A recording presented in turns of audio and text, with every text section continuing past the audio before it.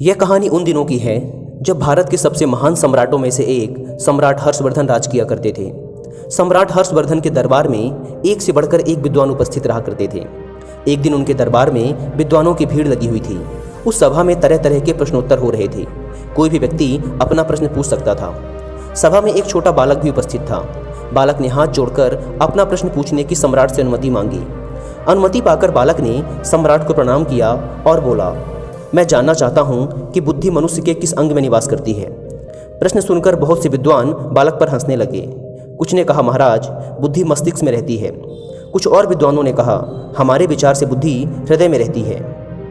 तब सम्राट हर्षवर्धन ने बालक को खुद ही उसके प्रश्न का उत्तर देने को कहा। तब बालक ने कहा, महाराज, यदि आप मुझे अपने यहाँ बैठने की अनुमति दें तो मैं इस प्रश्न का उत्तर दे सकता हूँ। सम्राट ने हंसकर कहा, आज से यह बालक हमारा मंत्री हुआ। बालक मंत्री की सीट पर बैठकर प्रश्न का उत्तर देता है, महाराज, बुद्धि सदा मनुष्य के होठों पर रहती है। कोई भी व्यक्ति, चाहे वो कितना भी विद्वान हो, यदि वो समय पर उचित बात नहीं कह सकता तो उसे सदा लज्जित होना पड़ता है। बालक का उत्तर सुनकर सभी ने उसकी प्रशंसा की। बालक ने सभा में दूसरा प्रश्न पूछा, अब आप लोग मुझे बताइए, बुद्धि खाती क्या है?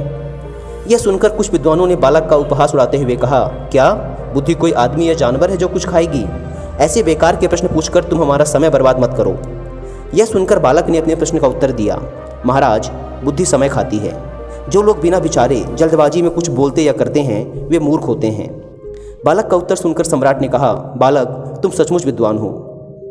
इसके बाद बालक ने सभी विद्वानों से अपना तीसरा प्रश्न पूछा, आप लोग मुझे बताइए, बुद्धि पहनती क्या है? यह सुनकर कुछ विद्वानों ने कहा, बुद्धि का कोई आकार नहीं होता, भला वो क्या पहन सकती है? तब बालक ने हंसकर सम्राट से कहा, महाराज, आप मेरे प्रश्न का उत्तर दे सकते हैं, लेकिन उसके लिए आपको मेरी जगह पर बैठना पड़ेगा और मुझे आपके सिंहासन पर। सम्राट बालक की कुर्सी पर बैठ जाते हैं और बालक सम्राट के सिंहासन पर। कुछ देर बैठने के बाद सम्राट बालक से कहते हैं, बालक, मुझे तो कोई उत्तर नहीं सूझ रहा। तब बालक मुस्कुरा कर कहता है, महाराज, उत्तर सूझेगा, लेकिन जब तक ये राजमुकुट आपके सर पर है तब तक नहीं। आप ये मुकुट मुझे दीजिए। सम्राट अपना मुकुट बालक को देते हैं। बालक मुकुट अपने सर पे लगाता है और चेहरे पर एक मुस्कान भरकर कहता है, तो अब महाराज को उत्तर सूझ गया होगा।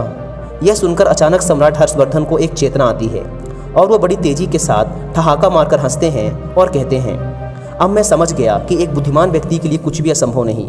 वह आम आदमी से एक राजा भी बन सकता है। बालक, तुम सचमुच अद्भुत हो। आज से ना केवल तुम मेरे मुख्यमंत्री हुए, बल्कि मेरे मित्र भी हो।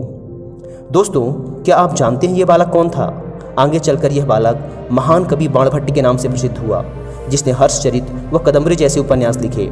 हर्षचरित में सम्राट हर्षवर्धन का चरित्र है, जबकि कदम्बरी दुनिया का पहला उपन्यास था।